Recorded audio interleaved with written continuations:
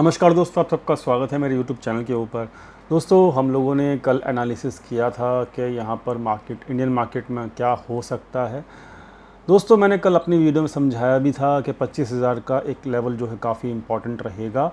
और दूसरी चीज़ कि अगर मार्केट गैप डाउन करता है तो मैं शॉर्ट नहीं करूँगा। ये वाली वर्डिंग मैंने साफ साफ कही थी कल की इस वीडियो में, जाके ज़रूर चेक कर लेना। दोस्तों, ये जो थ्योरी है गैप डाउन होने के बाद शॉर्ट नहीं करने की, ये मैं आपको काफ़ी लंबे समय से आपको ये थ्योरी समझाता चला जा रहा हूँ। और वो सब थ्योरी की एक्यूरेसी कम से कम 95% के आसपास हमारी आती है। तो आज भी जिन लोगों ने शॉर्ट नहीं किया तो वो लोग आज सुखी रहे होंगे। मैंने सबसे पहले अपने टेलीग्राम चैनल के ऊपर, ये टेलीग्राम चैनल मेरा है और इसका डिस्क्रिप्शन में लिंक दिया हुआ है, दोस्तों ज्वाइन कर सकते हो। तो सबसे पहले मेरा पहला एक ही काम था कि भाई गैप डाउन में हमारी जो थ्योरी है उसके हिसाब से आप क्या करोगे। तो मैंने कहा था कि भाई क्या हम शॉर्ट करेंगे, तो 90% लोगों ने कहा जी नहीं, बिल्कुल शॉर्ट नहीं करेंगे। और जो 10% लोग इस रूल को नहीं जानते कि गैप डाउन होने के बाद शॉर्ट नहीं करते, उन्होंने कहा कि भाई 10% लोगों ने कि हम शॉर्ट करेंगे। तो 90% जो लोग हैं वो जानते थे इस थ्योरी को हमारे चैनल के ऊपर, यहाँ भाई गैप डाउन में शॉर्ट नहीं करते, तो आज उन लोगों को फ़ायदा हुआ होगा। तो दोस्तों, अब फटाफट से चलते हैं आगे और देख लेते हैं मार्केट के अंदर अब आगे क्या हो सकता है। और लाइव मार्केट में आपको हेल्प भी दी गई थी हमारे टेलीग्राम चैनल के ऊपर ही, तो वो क्या हेल्प थी उसकी चर्चा भी हम आज करेंगे। दोस्तों, यहाँ पे मार्केट के अंदर ये लेवल हैं और आप इन लेवल्स को जानते हो, डेली बेसिस के ऊपर हम इनकी बात करते हैं। 1 घंटे का चार्ट ओपन है। दोस्तों, अगर मैं इसको 15 मिनट या 5 मिनट के ऊपर कर लेता हूँ तो करंट सेटअप जो आज हमने पकड़ा वो डेफिनेटली आपको यहाँ पे क्लियर हो जाएगा। देखिए दोस्तों, यहाँ पर मार्केट के अंदर आज स्टार्टिंग में जब मार्केट गिरा तो एक सेटअप बन रहा था। वो सेटअप काफ़ी सिंपल सेटअप था और वो सेटअप मैंने डिस्कस भी किया था अपने टेलीग्राम चैनल के ऊपर। इसलिए कहता हूँ टेलीग्राम चैनल जो ज्वाइन करना काफ़ी ज़्यादा इंपॉर्टेंट है आप लोगों के लिए, अगर आप हमारे रेगुलर वीडियोस देखते हैं तो यहाँ पर जो है सिंपल सेटअप था। आज के दिन क्या था कि यहाँ पर जो करेक्शन था वो हुआ यहाँ पे इस तरीके से। तो चलो मैं आपको बता ही देता हूँ कि किस वेव के थ्रू यहाँ पे करेक्शन कंप्लीट हुआ। तो यहाँ पर जो ये तो ट्रिपल करेक्शन जो वेव है वो यहाँ पे एग्जिस्ट होगी मतलब। तो यहाँ पर आपका पहला W, ये X, ये Y, उसके बाद यहाँ पर ये X और ये यहाँ पर ये Z। तो दोस्तों, जब कभी भी ऐसा सिग्नल मिले आपको, ठीक है, आप इसको भी कर सकते हो X और इसको भी आप Z कर सकते हो।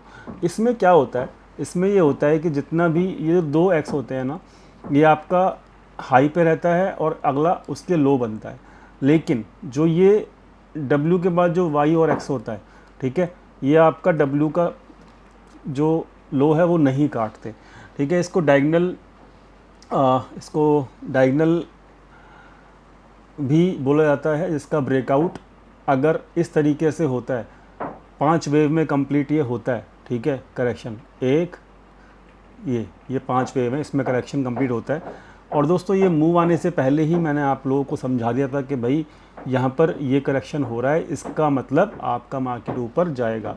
वो कहाँ समझाया था, वो आपको यहाँ पे समझा दिया था। तो यहाँ पे मैं आप देख सकते हो, ये एग्जैक्टली आपको मूव आने से पहले ये आपको हेल्प मिली थी, ठीक है। तो सिंपल है। सिंपनी की बात हमने रेगुलरली करी थी, वो आज चल गया। पेटीएम हम रेगुलरली चर्चा कर रहे थे तो वो भी चलना शुरू हो चुका है। तो सिंपनी और पेटीएम मेरे ऑलरेडी पोर्टफोलियो में हैं, ये मैं आपको डिस्क्लोज़ कर चुका हूँ, ठीक है।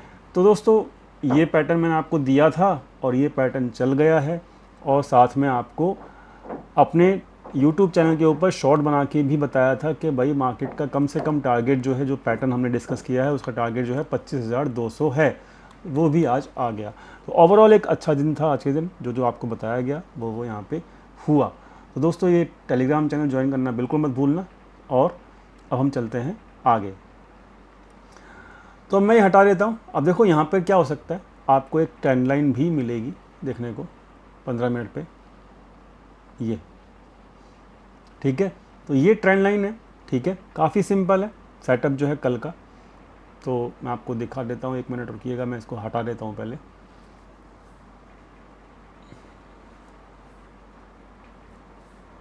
ये मैंने हटा दिया, ये ट्रेंड लाइन का कोई काम नहीं है अब देखो दोस्तों, ये ट्रेंड लाइन बची है, ठीक है।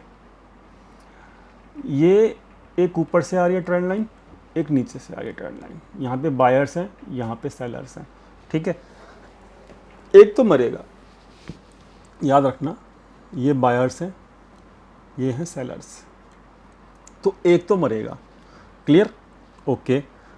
तो यहाँ पर जो सेलर हैं वो कहाँ पे मिलेंगे आपको, ये ट्रेंड लाइन ड्रॉ करके रखो। तो यहाँ पर 300 के लेवल के आसपास भयंकर वाले सेलर्स बैठे हुए हैं जो मार्केट को नीचे ढकेलने की पूरी कोशिश करेंगे। अगर गैप डाउन हुआ कल के दिन तो मैं लॉन्ग नहीं करूँगा, मेरी थ्योरी के हिसाब से।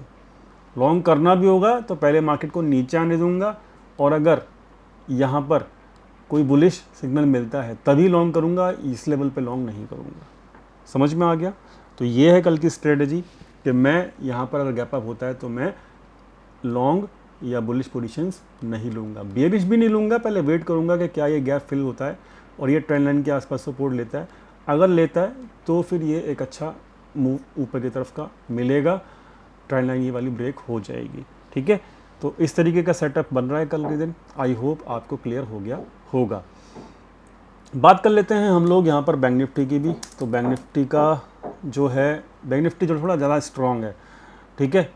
बैंक निफ्टी ज़्यादा स्ट्रॉन्ग है, बता देता हूँ क्यों। क्योंकि बैंक निफ्टी ने वन डे के चार्ट के ऊपर आपका लो नहीं तोड़ा कल का, और वो सस्टेन हो गया, ठीक है। तो लो नहीं तोड़ा, इसका मतलब बैंक निफ्टी ज़्यादा स्ट्रॉन्ग है। तो 1 घंटे के चार्ट के ऊपर अब सिंपल है, ये जो गैप बचा हुआ है ना, गैप फिल करने वाली बात ये अभी पूरी हो सकती है। और यहाँ पर एक सेलर भी बैठा हुआ है, ठीक है। यहाँ पर एक सेलर भी बैठा हुआ है। अगर आप देखेंगे तो यहाँ पे एक ट्रेंड लाइन बन सकती है, जैसे निफ्टी में बन रही है ये वाली। 15 मिनट पे या 5 मिनट पे आपको दिखेगी ये ट्रेंड लाइन।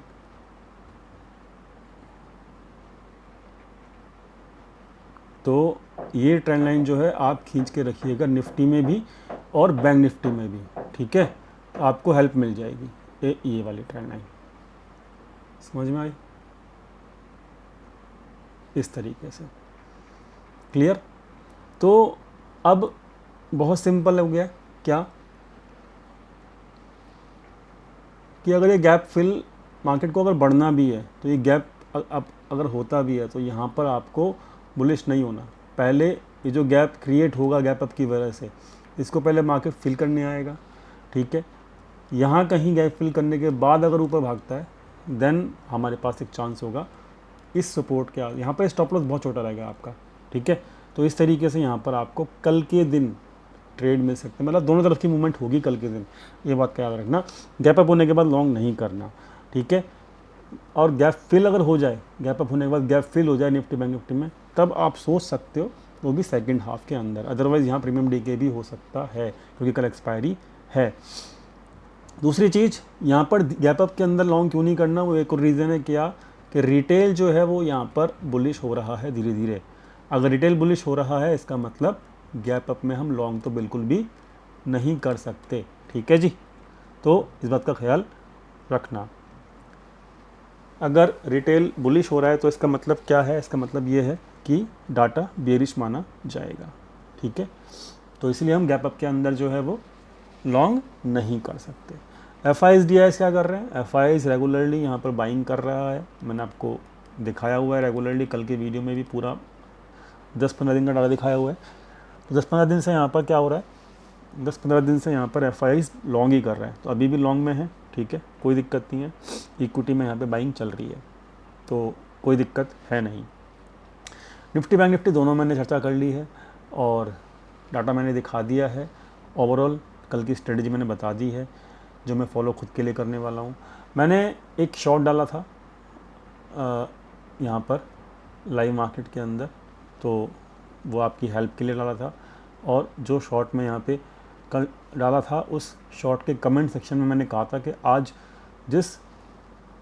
जिसको आज यहाँ पर कमेंटमेंट अपने स्टॉक के एनालिसिस करवानी है करवा सकता है, लेकिन एक ही स्टॉक पिक होगा। जिस स्टॉक के ऊपर सबसे ज़्यादा कमेंट होंगे तो उस स्टॉक को ही हम पिक करेंगे और उसके एनालिसिस करेंगे। तो यहाँ पर जो कमेंट्स में सबसे ज़्यादा स्टॉक का नाम आया है दोस्तों, वो आया है आइडिया का।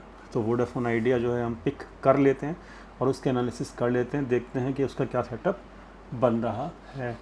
तो यहाँ पर मैं सबसे पहले तो बताना चाहूँगा कि मैं कोई टिप्स यहाँ पर नहीं दे रहा हूँ, ना ही कोई रिकमेंडेशन दे रहा हूँ। जो भी एनालिसिस मैं करता हूँ स्टॉक्स की, वो केवल एजुकेशनल पर्पज़ के लिए करता हूँ, ताकि आपको समझ में आ सके कि किस तरीके से एनालिसिस की जाती है। तो यहाँ पर वोडाफोन आइडिया, ठीक है जी, ये चार्ट है और इसको हम वन डे के ऊपर कर लेते हैं, बल्कि इसको हमें मंथली करना होगा। क्योंकि मेरे को मैंने एनालिसिस की हुई है तो एक और बता देता हूँ मैं बात कि ये मेरे पोर्टफोलियो में है स्टॉक, ठीक है, मैं आपको पहले बता देता हूँ, लेकिन मेरे लॉन्ग टर्म के लिए है। अब क्यों है वो मैं आपको समझा देता हूँ। देखो यहाँ पर ना हाँ, अब बनेगी बात, चलो 3 मंथ्स का देख लेते हैं, ये बहुत बड़ा टाइम फ्रेम हो गया। देखो यहाँ पर ना क्या हो रहा है, यहाँ पर जो वेव है वो क्या कह रही है, वो ABC के करेक्शन में आई है, ठीक है, ABC के करेक्शन में आई है, ठीक है, समझ लेते हैं, ध्यान से समझना, और फिर छोटे टाइम फ्रेम पे भी इसको एनालिसिस करेंगे। तो 5 वेव में नहीं है, ये वाले करेक्शन में है। तो ये A है, ये B है, और जो C होती है वो लेंथी होती है, तो वो यहाँ पे ख़त्म हुई है, ठीक है, क्लियर हो गया, अब आपको दिख रहा होगा। तो ABC ये करेक्शन है इसका, ठीक है। C का जो लो है वो कटा नहीं है, अगर C का लो कटता तो वो ये 4th वेव होती और ये 5वीं वेव चली जाती, तो वो फिर 3 वेव में ही यहाँ पे पूरा करेक्शन हो चुका है।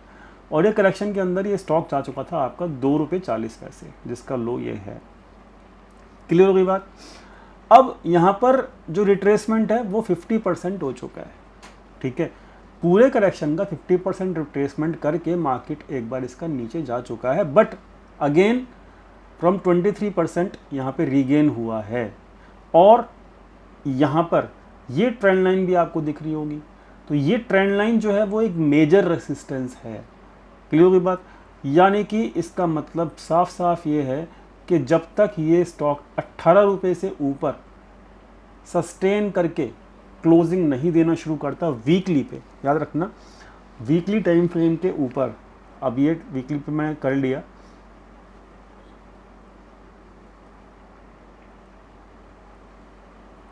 अब ये स्टॉक का प्राइस है, ठीक है, तो कहीं ना कहीं हाँ 20 रुपये से ऊपर जब तक इसकी क्लोजिंग नहीं होती है तब तक आप इसके अंदर फर्दर कोई एवरेजिंग नहीं कर सकते। पहली चीज़, मेरे पास स्टॉक है बट मैं अब इसको फर्दर एवरेज तब करूँगा जब ये 20 रुपये के ऊपर जाना शुरू करेगा। अदरवाइज़, और अगर मुझे नीचे के लेवल से मिले तो मैं कहाँ पे एवरेज कर सकता हूँ। देखो 2 जगह एवरेज कर सकते हो, या तो 20 रुपये के ऊपर कर सकते हो, या फिर जो ये वन डे के वीकली पे चल रहा है ना, इसका एक मिनट रुको, वीकली पे देखते हैं इसको कैसे चल रहा है। हाँ, तो वीकली पे जो चल रहा है इसका पैटर्न वो कैसे चल रहा है वो भी समझ लेते हैं। देखो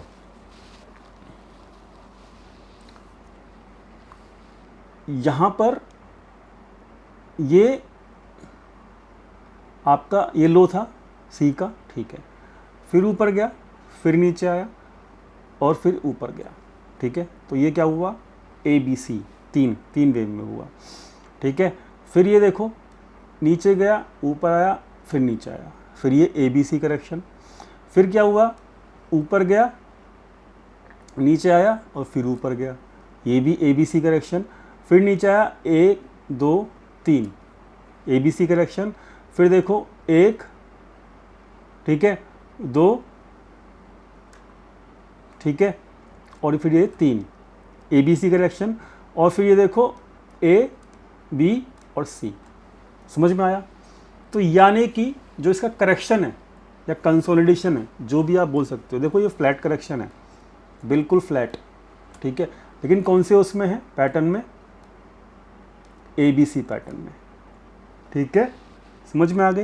एक होता है रनिंग करेक्शन जो कि पहले था, मैंने दिखाया था ABC, और एक होता है प्राइस कहीं जाता नहीं है लेकिन 3 वेव में चलता रहता है, कहीं नहीं जाता, उसको टाइम वाइज करेक्शन या फ्लैट करेक्शन भी कहा जाता है, ठीक है। तो ये ABC पैटर्न में मैंने आपको काउंटिंग करके दिखा दी, लेकिन इसका करेक्शन जो यहाँ पे कंप्लीट हो चुका है, ठीक है। तो यहाँ पर अब वीकली के ऊपर अगर हम वेव काउंट करें तो जो इसको रिसेंट ये था हाई था, ये आपका बन गया, क्या बन गया, वेव 1, सॉरी, ध्यान से समझना, बहुत अच्छा यहाँ पे आपको क्लियरिटी मिल जाएगी।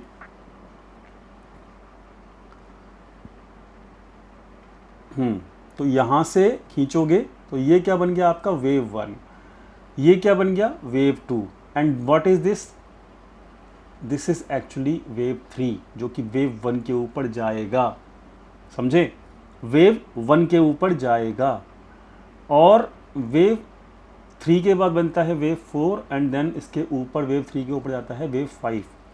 सो यहाँ पर अगर मैं टारगेट लेना चाहूँ खुद के लिए, ठीक है, तो what can be the target,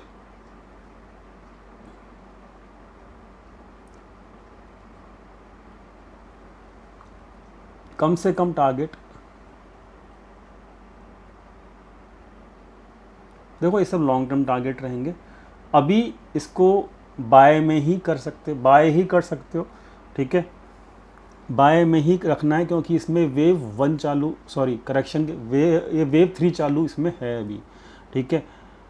तो इसका जो कम से कम टारगेट रहेगा वो रहेगा दोस्तों ये लॉन्ग टर्म टारगेट 55, 56, ठीक है, ये तो इसका टारगेट कम से कम आना ही चाहिए। बात क्लियर हो गई, कितना, पहला टारगेट ये रहेगा 127 जो यहाँ पे 61% का भी आ रहा है और ये भी आ रहा है, तो 27, 28 तो कम से कम टारगेट रहेगा when this trend line will be broken, और वो फिर यहाँ नहीं रुकेगा, फिर यहीं रुकेगा 53, 55 के आसपास।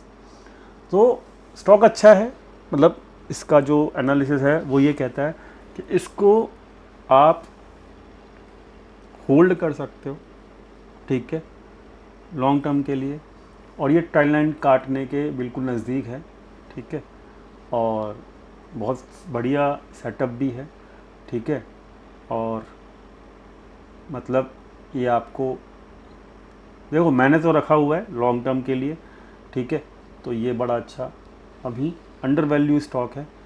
मैं इसको ये नहीं कह रहा कि ये यहाँ से 200, 300, 400 हो जाएगा, लेकिन हाँ मिनिमम टारगेट जो मुझे नज़र आ रहा है 28 रुपये और 56 रुपये, इतना तो कम से कम लॉन्ग टर्म में होना ही चाहिए, ठीक है।